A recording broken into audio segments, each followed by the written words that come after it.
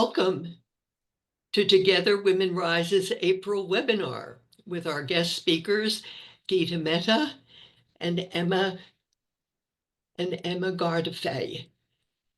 I am Mary Ellen Graham. I'm a member of Together Women Rise's Philadelphia chapter and serve on Rise's Grants and Partnerships Committee. I will be your moderator for tonight's event. Whether this is your first Rise event or if you're a returning member, thank you for joining us this evening. We're delighted to have you with us. Together Women Rise is a powerful community of women and allies dedicated to achieving global gender equality. Together, we learn about and advocate for gender equality issues, give grants to organizations that empower women and girls in low-income communities in the Global South, and build community to forge meaningful connections with each other and with women around the world. Our model is based on collective giving by harnessing the power of coming together. All contributions are valued and can make a powerful impact. If you are interested in supporting Together Women Rise or learning more, please visit our website at togetherwomenrise.org. Before we get started, here are a few Zoom reminders. Please keep yourself on mute while our speakers are presenting. There will be a Q&A after the speaker, and please enter your questions in the chat function. We will do our best to get to as many questions as we can. The closed captioning feature has been enabled for your use. Just go to your Zoom toolbar and click on Show Captions in your language of choice. It's time now to turn to our program for tonight. At these monthly webinars, you have the opportunity to learn about the challenges and issues faced by women and girls in low-income communities in the Global South, as well as the important work that, together, we are funding. This month, we're focusing on empowering women and addressing the impact of malnutrition and economic insecurity through sustainable gardening practices with Geeta and Emma from Asia Initiatives. First, we're going to play a short video, and then we will have a conversation with our guest speakers.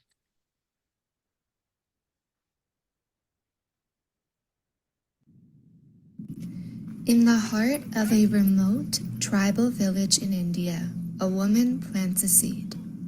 Not just a seed of a vegetable, but a seed of change.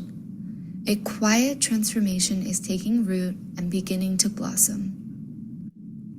5 years ago, 80% of the women and children in Kaderma village in Jharkhand suffered from anemia and malnutrition due to poverty and a lack of access to healthy foods. Many women made a living by making long journeys to collect firewood from the jungle or from collecting and selling mica scraps in dangerous, unregulated mines. It was past time for change. In 2021, Asia Initiatives partnered with local organization Savera Foundation to introduce organic backyard gardens across the state of Jharkhand. These gardens provide not only a means through which women and their families may secure nutritious diets, but also a method for women to enhance their incomes and take leadership in the financial and nutritional well-being of their communities. We work exclusively with women in these organic backyard garden programs to address pressing health and societal disparities among genders in rural India. At Asia Initiatives, we've come up with social capital credits, or SOCs, which is a community currency for social good. In this program, women earn SOCs through preparing seed balls, planting vegetables, and sharing farming knowledge with other women. With those socks, women can then redeem them for training in vegetable gardening, equipment and gardening tools, local varieties of seeds, help in making organic manure and vermiculture, and help with marketing. Through Together Women Rise's support, we are able to help 450 women achieve financial and nutritional independence through social capital credit-powered organic backyard gardens, equipping them with skills to maintain and market produce. My name is Neela. I am residing in Lakshmanpur village. Earlier, I used to collect mica, but my income was not so good. With my meager income, I could not afford proper meals or education for my children. But then, when I engaged with Severa Foundation, they advised me to stop collecting mica and start farming. Then, I thought, okay, let's see if farming can bring good progress. Severa Foundation suggested that I make my organic garden by my house, as this would help yield some income. So I thought, okay, I started a kitchen garden. I planted spinach, garlic, tomatoes, chilies, and eggplant. Now my family and I eat from our produce and have extra income from the garden. When I used to collect mica, I could earn between 2,000 to 4,000 rupees. Since starting my garden, I have an additional income of 2,000 to 5,000 rupees. So now my family can afford meals and education for the kids, and our living conditions have also improved. Earlier, I used to collect firewood from the jungle for preparing food. It harmed the jungle. Now, I help to save the jungle. Severa Foundation helps provide us fuel. My family and I are doing well. जब सवेरा में जुड़े तो आके बताइए कि देखिए आप लोग का डिबरा छोड़ दीजिए, आप लोग खेती का शुरुआत कीजिए। तो मैं सोचा अच्छा ठीक है देखते हैं खेती करके। With each leaf of spinach, each ripe tomato, each handful of lentils, these women are rewriting their stories. What was once an empty backyard is now a thriving source of nourishment. What was once silence is now the sound of confidence, of decision-making, and of leadership. Beyond feeding their families, these women are gaining financial independence. With each sock earned, they invest in their futures, in better tools, more training, and new opportunities. Last year, our program yielded over 200 kg of vegetables, with 150 kg sold for extra income. As fresh produce became a staple, malnutrition rates among women and children dropped significantly. With expansion, this impact will only grow. But the greatest transformation isn't just in the fields, it's in the women themselves. No longer invisible, they are seen. No longer unheard, they are leading. No longer powerless, they are building a stronger, healthier future. Thank you to Together Women Rise for sowing the seeds of change and cultivating a future where women thrive, families flourish, and communities grow stronger.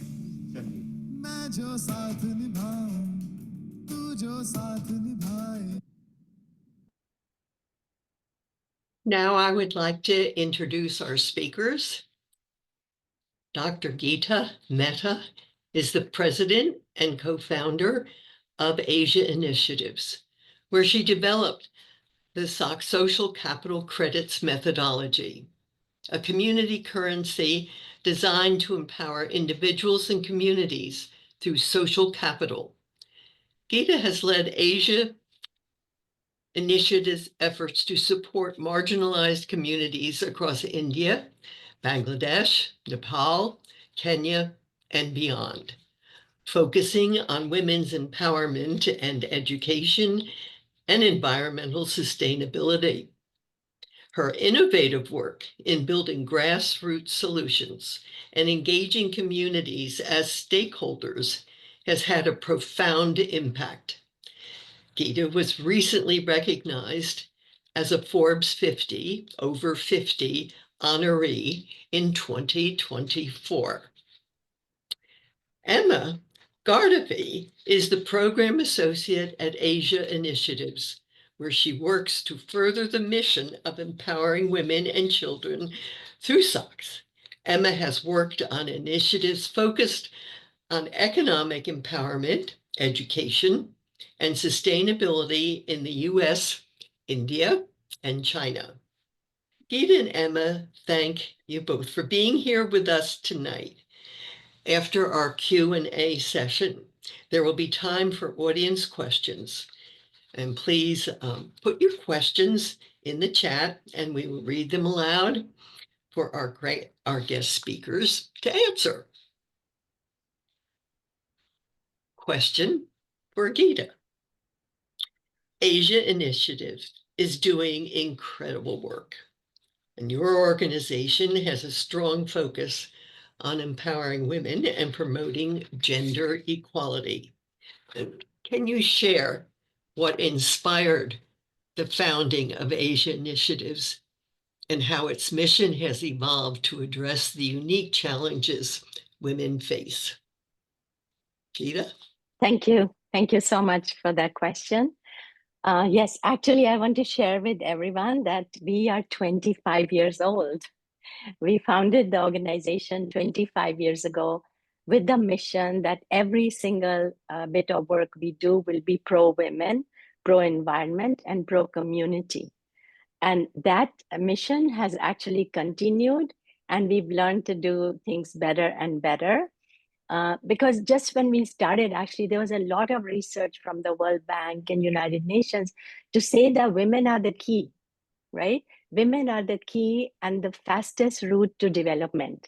So if you help a woman become economically powerful, have more say in the family, then the whole family flourishes and the community flourishes. So this is actually knowledge that's been around. We have stuck to it, but it's kind of sad actually sometimes to see governments pushing things back for women. But I very strongly feel that women are the key. The other thing is all our work is pro-community. And Mary Ellen, you mentioned about community. So everything that you have helped us to do, the key thing also is that women have come together. And that's the power of women coming together. Then when we have meetings, the women linger on and then they talk about other things and amazing magic happens in that after meeting time. So yes, so we are here to empower women, but also to build communities. Well, we are of like mind. Another question for you, Geeta, is the social capital credits model, which is quite innovative and unique part of Asia Initiative's work. And could you tell us more about that? You know, how it works and the impact it has? Yeah, if you look around the world, you see that most of the problems in the world come because of undue focus on money, right? Lately, especially since 1980, there's been like hyper capitalism that brings, wants to make everything measurable in money. But we strongly believe that for true development, everything has to be measured in terms of financial capital, social capital, and environmental capital. Can you imagine a world where all three are equal? And that's the world we imagine. So why was it not happening? It was not happening because somehow social capital was difficult to measure and operationalize. You know, how do you measure and operationalize it? That's why we created social capital credits to bring people together and to make social capital, which we think is the true capital of communities, be fungible, be measurable, be tradable, and usable. So that was the reason why we created this community, which is online. You know, our members can actually earn socks for helping their community. That's the only way you earn socks. We call it social capital credits or socks. You earn it by helping your community and you spend it on yourself or your family, your education, your healthcare, microcredit. So earn by helping your community and spend by uplifting yourself. So this is our currency, and I'm really so proud to say that today more than 75,000 people are using it in 21 projects in India, but also in Kenya, in Taiwan, and most recently in United States also. So yeah, that sucks. A real testimony to his success. Well, Emma, I'm Thank going you. to turn to you for the next. And if anything I ask of you and you'd like Geeta to chime in, you'll seek that. All right. The program that the RISE grant is supporting aims to improve nutrition and income for 450 women in northern India. And what are some of the particular challenges that appear in rural India? Um, you might address social norms or poverty or whatever is unique about this population and its locale. Yeah, so from a larger context, also zoning into India at large, malnutrition and food insecurity are issues that we're addressing. According to the Observer Research Foundation, while India is one of the second largest producer of foods, it is home to the world's second largest undernourished population of 195.9 million people. And so we are working to address that specifically in rural northern India. Beyond malnutrition and food insecurity, in this region, there's predominantly a grain-based diet. So this can sometimes lack essential proteins, fruits, and vegetables, exasperating micronutrient deficiencies. So with the gardens that we're creating, we're working to address those needs as well.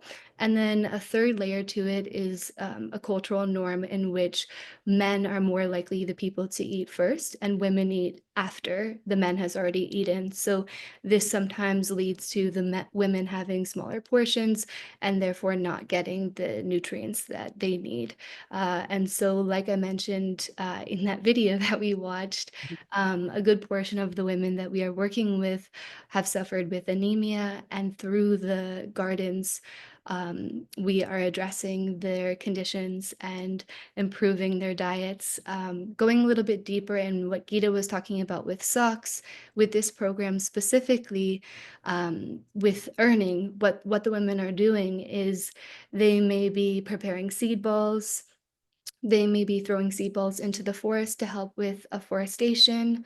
They may be attending trainings and meetings, which they then earn the credits that they need to get more seed kits, to get composting starter kits, to get further training. So that's the earning is the things that I said, like the preparing of seed balls, attending the meetings, and then the redeeming is more seed packets and further training equipment for the kitchen gardens and so on and so forth. And the participants in the project, what kinds of agricultural skills are they acquiring? And also, in the community health, and could you just elaborate a bit on that? And by the way, are they continuing to be served food after the men in their families? No, yeah.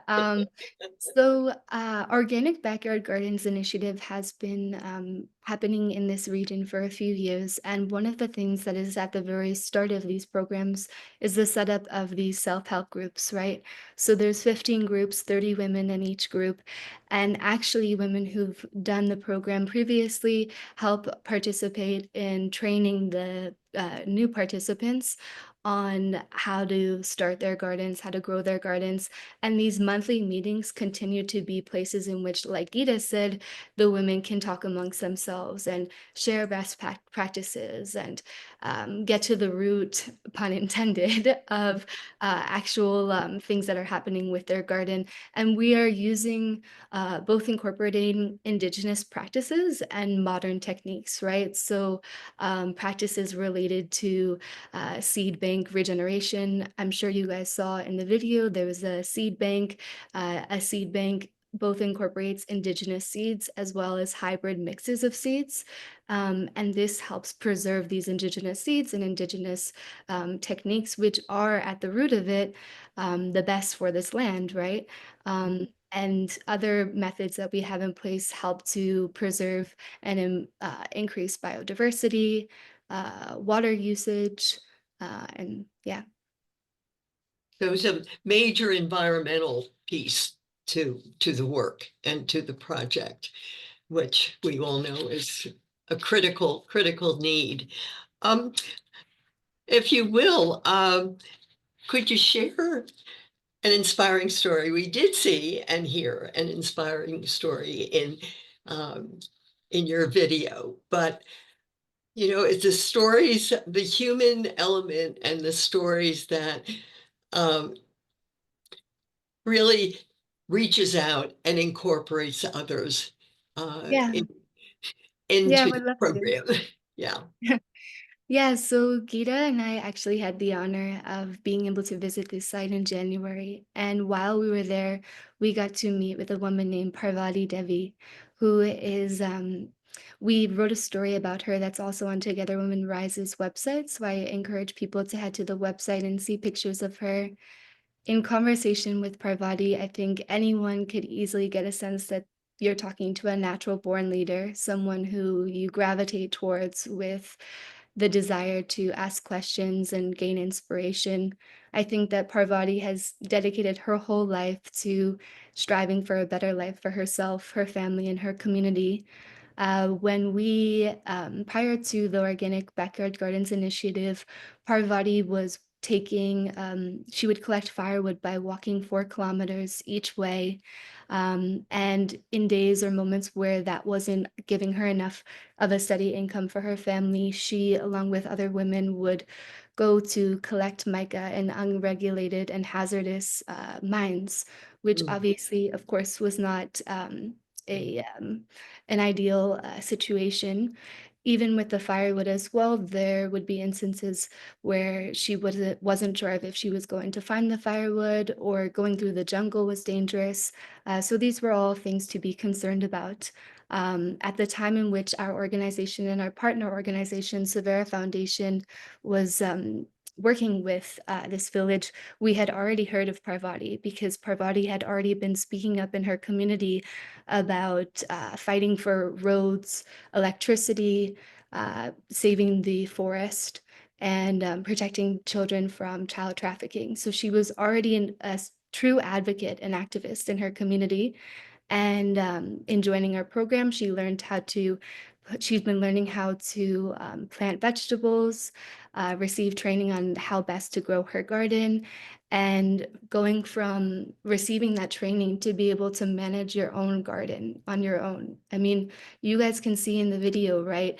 We're doing a lot of walking, right? But every woman wants to show us their garden. So we got to head to all the gardens. I mean, imagine being in the position when you're so proud of something that you created with your own hands, and it's living things that you're seeing. And on this random day in which we went, you could turn to the right side of the road and there's pumpkins, or there's lentils for dal. To the left side, there's eggplants and potatoes. I mean, it's majestic. It's their whole environment is integrated into the nature. Like many other indigenous people, they are they used to live in the forest and now live there. So they are all tribal villagers, and they know the land better than anyone else. Truly transformative. Wonderful. In fact, I wish I could have you come help me with my 10 by 10 vegetable garden. I could use some of your input and help. Sounds I like you have know. wonderful successes. I know some of the techniques that they're learning are just, they're beyond me in incorporating, as I said, modern techniques and science in a way that is so sustainable. Asia Initiatives also has a watershed initiative in which we've rejuvenated over 50 ponds in these villages. And so when we're talking about these waters and irrigation, they're actually able to tend to these gardens with the water that is from the wells nearby them. So we're not talking about having to take a long walk to get water to then care for the garden. We're talking about being able to walk a convenient distance to get water from the well. And these gardens actually don't require that much water either. And of course, whatever crop is being grown in the season that is right for it and is most conducive to the soil. And we also work with other experts from universities on ensuring this as well. Yeah, I just want to add briefly Geeta, to yes. that.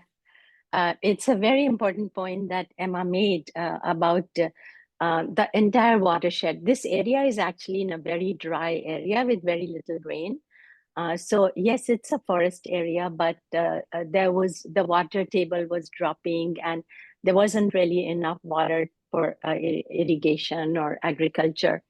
So what has been done with our partner, like I said, everything we do is pro women, pro environment, and pro community. So one of the first things was to rejuvenate the whole area. So there was a little rivulet that was rejuvenated. Ponds were dug with community labor. People were earning socks for digging those ponds, rejuvenating wells. And it's over time that this whole watershed has become green and the water level has risen. And so some of the water is now diverted for irrigation, but that's like the pro environment part of it is also very strong in this project that has enabled the kitchen gardens to thrive. And that import will not change. In fact, it will probably even increase in importance as our climate changes. Well, it's a remarkable program and effort. And I'd like to turn it over now to questions from our audience, from our participants. So Sarah, I'm looking for an assist from Yeah, absolutely. So we have you. a couple questions that have started to filter in. So the first one is Karen or Karin. I apologize if I said your name wrong, but their question is so I'm wondering if what is social capital exactly? Like how is it measured by volume or crops grown? How is it spent? So maybe you could provide us a couple examples or like tell us a bit more about social capital and how it's implemented with Asian. Okay, let me start and maybe Emma will add. But social capital is a community's propensity to come together for a shared goal. So, when we start work with communities, like Emma said, we form self-help groups. So we want to bring women together into self-help groups. And then we do what is called we call Socratic dialogue, which is when we are deep listening to what people say they need and what they are willing to do for it. We believe that people who are closest to the problems are also closest to solutions. So out of this long discussion, which may last a few days, we make a SOC earning and redeeming menu. So SOC earning is how are you going to help the environment? Are you going to dig wells? Are you going to help dig ponds? So what are you going to do with community? And then redeeming menu is what do you need for yourself? Like Emma said, that could be seed kits, that could be know-how, that could be starter kits for manure, or it could be farm implements. So those menus are made and then social capital is operationalized. Our app captures every sock that is earned or spent, and that is how we measure social capital. I hope that makes it clear. Thank Yeah, you. thank I you. also Thank you. sort of jumping in, not necessarily related to social capital, but like we heard from the testimonial with Neelam, one component of this is for the families to be able to provide for their own families, right? They have enough food on the table and it's nutritious food. Another component of this is also them being able to sell the food to earn an extra income or additional income, right? And so these women are working together to be able to get their produce or their products sold at these markets. And this is something that we are, if we're talking about the future of our program and where it's going, a name of it is for the women to be able to band together, to be able to get to the market, sell all of their products together, and manage that sufficiently together as well, and decide for themselves what they would maybe want to produce at a larger scale, or learn on a marketing scale how to improve this as well. So another component of the redeeming is training and marketing for this, and ensuring that the produce and the products can reach the markets and such. That's incredible. Such an incredible system. I've heard you've like gotten a lot of recognition for the system, for the social credit, and it's wonderful to hear like how you've taken the approach of like giving back to the community, but also how this can help individuals as well. And we have a follow-up question from Deborah asking, are there ways that older women can earn SOCCs if they're not able to farm? And so maybe you can kind of talk a bit about that. Yeah.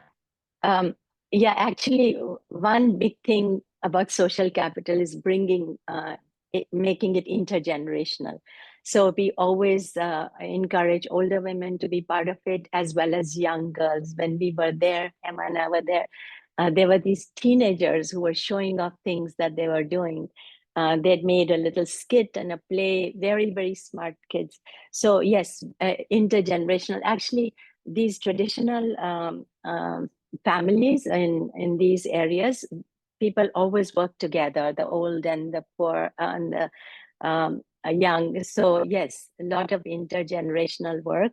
And yes, older women who cannot farm can still do like seed collecting seeds and saving them, and making food processing. Like one big thing, I don't know if you saw in the film that was shown, that they are making these laddus, which are like little nutrition balls. They're like granola laddus instead of granola bars. And so the women make them, package them, label them as organic. So the older women help in those things. It's wonderful to hear that people from all generations, teenagers and so the older generations, are getting involved in different ways. It's awesome, especially for building community. We had another question that asked, where does the organic fertilizer come from? Is it vegetable waste or are there animals providing manure? Can you talk a bit about that? It has to be both, actually. You cannot really, you have to put in animal feces also in the mix, and then it works faster. So yes, there's like percentages of what kind of things you can put, and then what temperature it has to be at so that it matures into manure. Yes. So we had a question, and you kind of touched on this already with like the watershed. They were asking about how the gardens are irrigated. Can you like elaborate at all on that, or like what your plans are for the future with that, or kind of go a bit more in depth about the watershed or other ways you might be irrigating, or maybe how you're irrigating in other areas that don't have the watershed, and kind of expand a bit? Yeah. So, yeah, that's kind of one of the big success stories of this project. And many other nonprofits come to this location to see just how we revive the watershed. So that's like a big success story. And yes, the idea is now that people have understood how to save rainwater, which is so precious, and then help it to go down percolate into the ground so that the water table rises. So I think that is a skill that is now permanent with the community. I think it's going to keep getting better and better. And so that's the irrigation source, the revival of the rivulets and the digging of the ponds. That so as much rainwater as possible is collected and also allowed to seep under. So that's like the magic thing that is being done which is irrigating these fields. And actually, there is much more water now that the projects can be expanded. We saw that many of the women had actually expanded their land, and you will want to know, well, how come they could get more land? Because these are actually tribal communities, and government has, because they lived in the forest, and now they are not in the forest, but the government has given them sufficient public land which actually belongs to them as a community. So that is the land they are using for these kitchen gardens. In other localities where that is not the case, like in Maharashtra, the size of kitchen gardens is small, but in this particular area it can be quite big because it is tribal land. Thank you. I'm going to skip around a bit because somebody actually had a follow-up question related to the government support. Can you talk a bit about how the local government does or doesn't support your initiatives and kind of navigating that? Yeah, so um, we I think one issue I had talked about was just the related to forestation and ensuring that the land is being protected. Like I said in Parvati's story, Parvati worked for 7 to 8 years on ensuring that there was a road that could help with the access to the market, access to the hospital. And after these amount of years, they had a road put in and electricity. So I think that the community has really come together in ways to improve their overall livelihood. I think that the government really supports um, uh, the self-help groups, the meetings, because that actually also has a cascade effect of them getting involved in the local government meetings.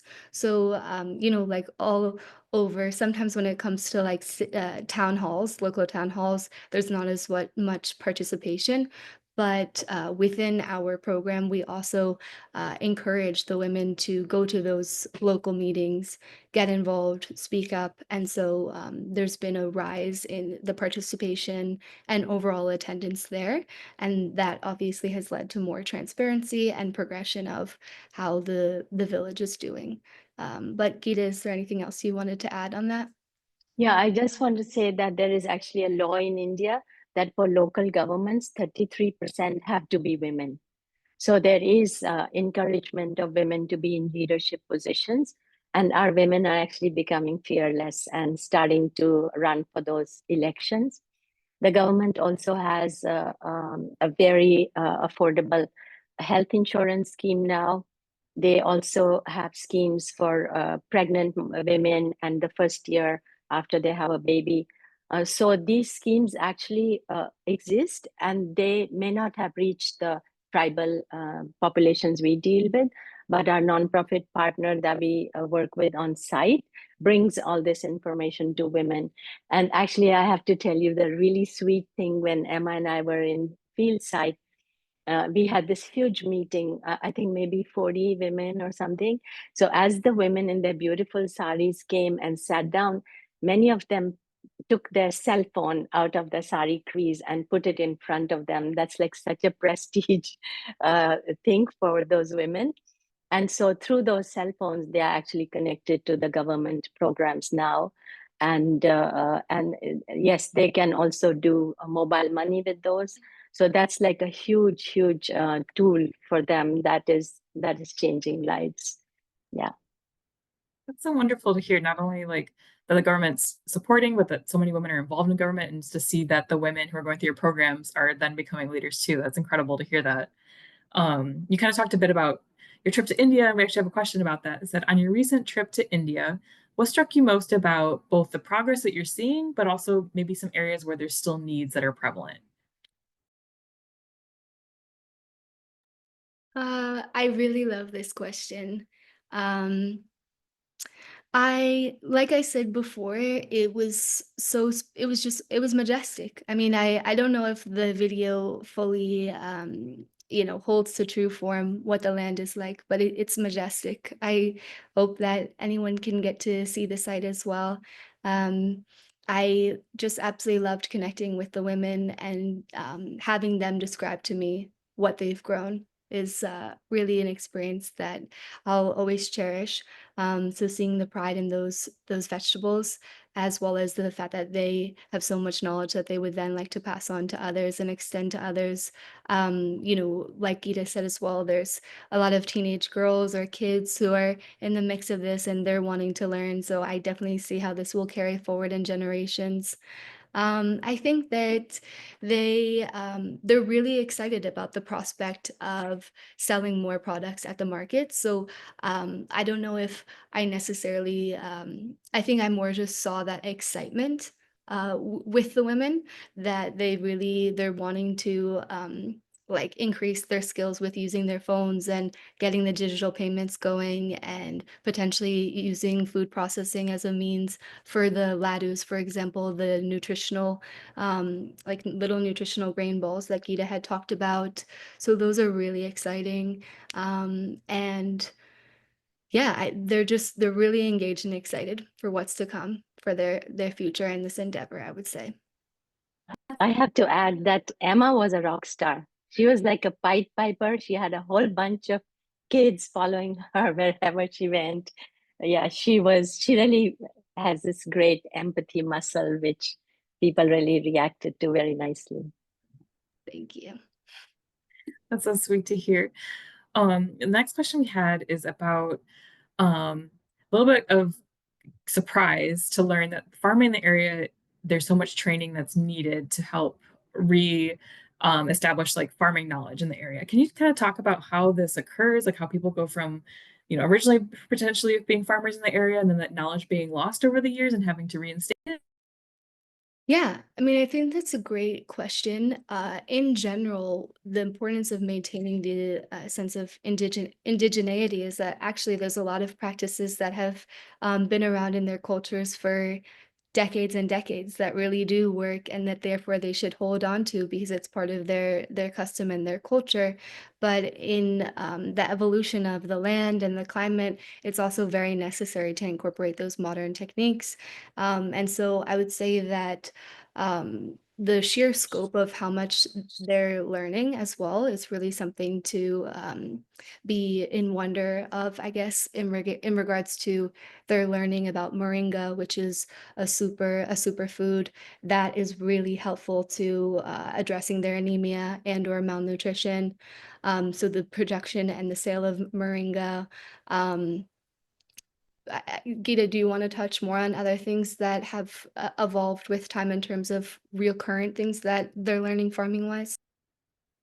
Yeah, because originally these tribal people lived in the forest and they were gatherers.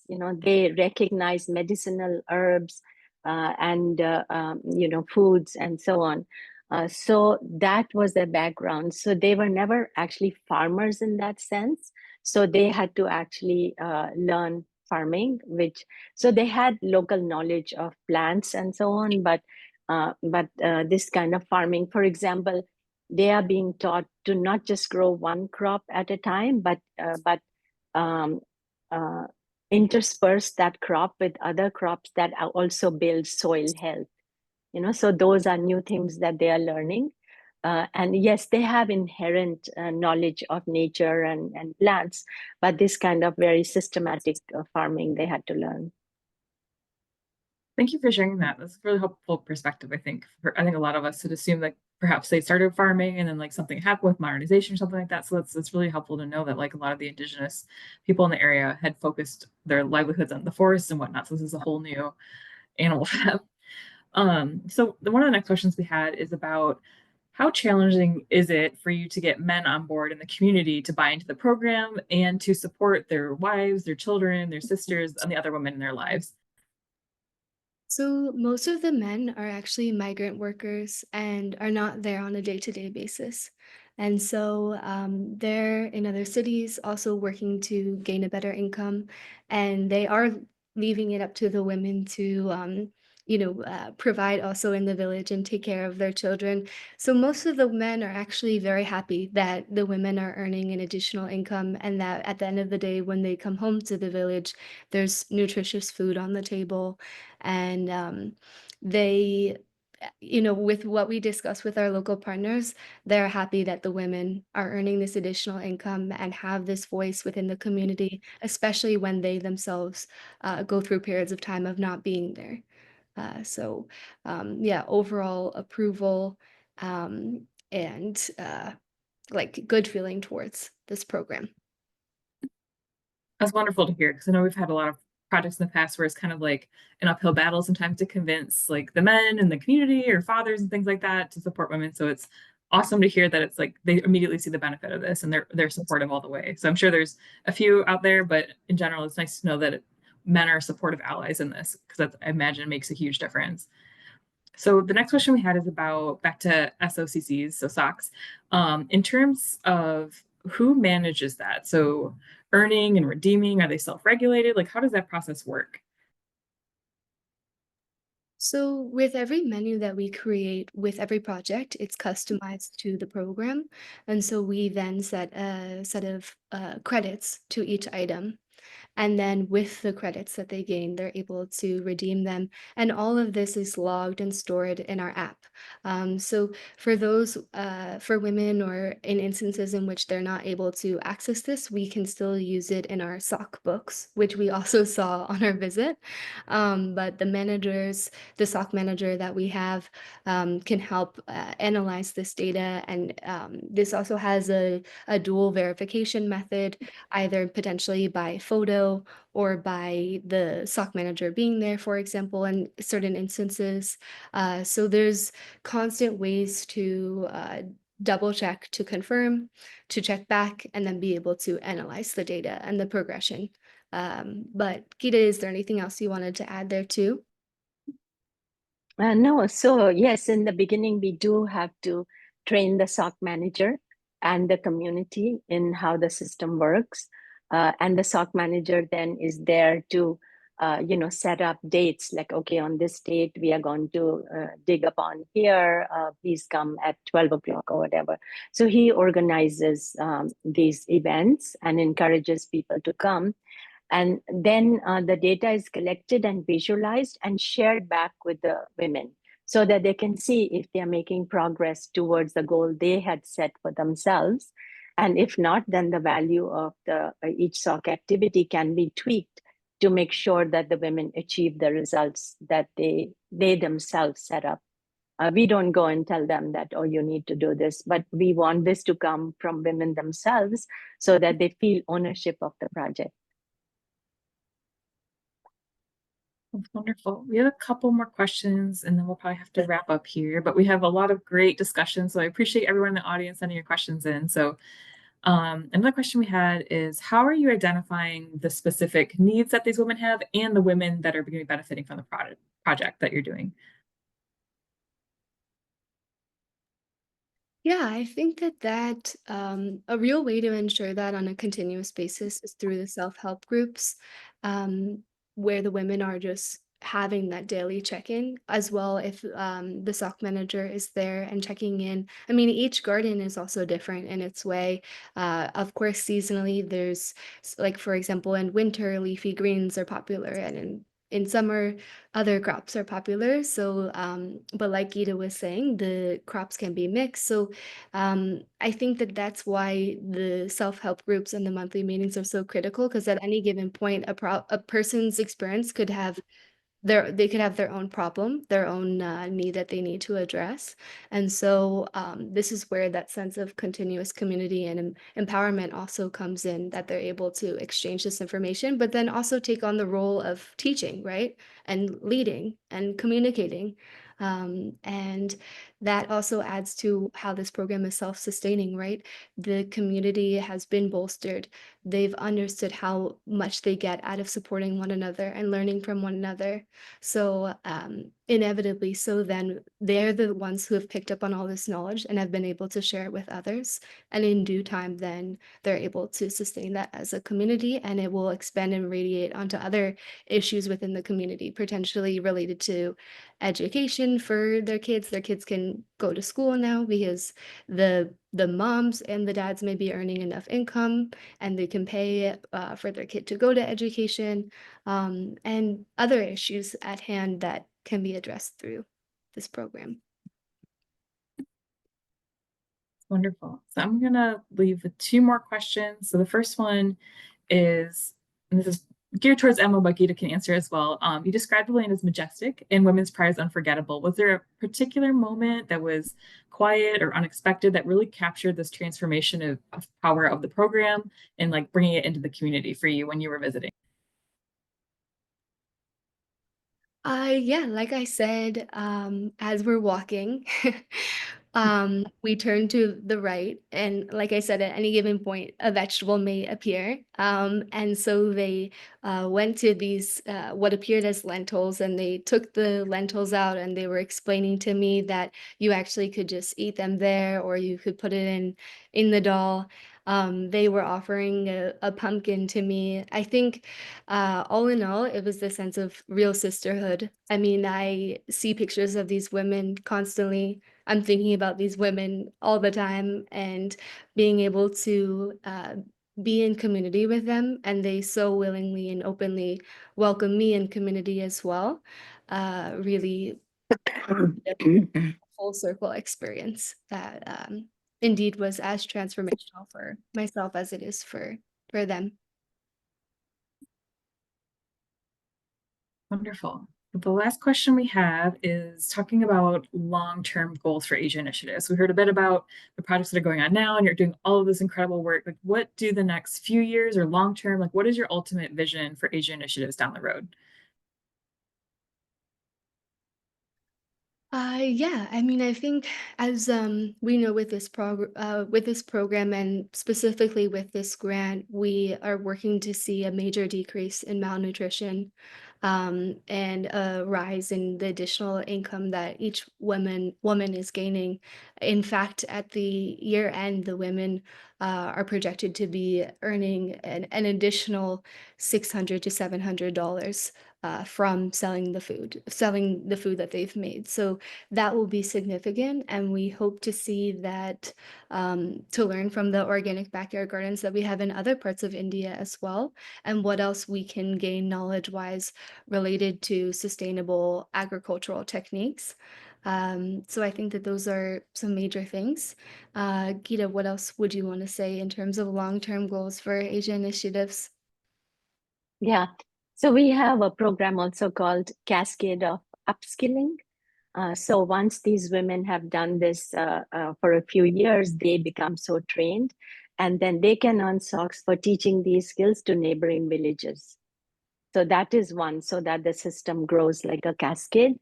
And the second thing is that after they've been in existence, the self-help groups for 3 years, they can register with the government as farmer producer companies, which enables them to then get a very low interest loans from the government, be recognized for the work they are doing, and get other benefits. So that's where we want to take these women. And our goal is to make it self-sustaining, make this whole project for them self-sustaining. Yeah, and I just want to add to what Emma said before about what surprised us was really the joy. They do have joyful life. Like you saw some of the dancing, their festivals, and they were dressed so beautifully. So there's a lot of happiness and resilience and beauty and hope in those women, which was so beautiful. Thank you so much. And I'm sorry if I wasn't able to get to everyone else's questions. We want to make sure we wrap up in time. But thank you so much for all the wonderful audience questions. And thank you both for being here. And I'm going to turn it back over to Mary Ellen to help close us out. So thank you. Well, thank you for me also. And it's so wonderful to hear that it's more than just weeding and the hard work of growing, that there is opportunity for rejoicing and delight, because that makes the work easier. So thank you so much, both of you, for sharing so much good information and the story of your wonderful work. Thank you. Thank you so much. It's so inspiring to share with a community that also inspires me. And I also have to shout out Geeta for encouraging me and uplifting me so much. I think this is really the essence of Together Women Rise. I'm really grateful to have shared this moment and experience with all of you tonight. Thank you. And feel free to join us for any upcoming events. We've got a book club coming up soon. And if you're interested in making a gift, we'd love to have your support for things like Asia initiatives. Feel free to click on the give link, which I left in the chat there. And we can give monthly or just one time, but we welcome all of your support to help programs like this. So thank you all for attending tonight. Thank you so much for your time. We appreciate everything that you've done tonight. And thank you so much for having a wonderful audience who was very active tonight. We appreciate that. Thank you. Great job. Thank you. Thank you so much. Thank you so much.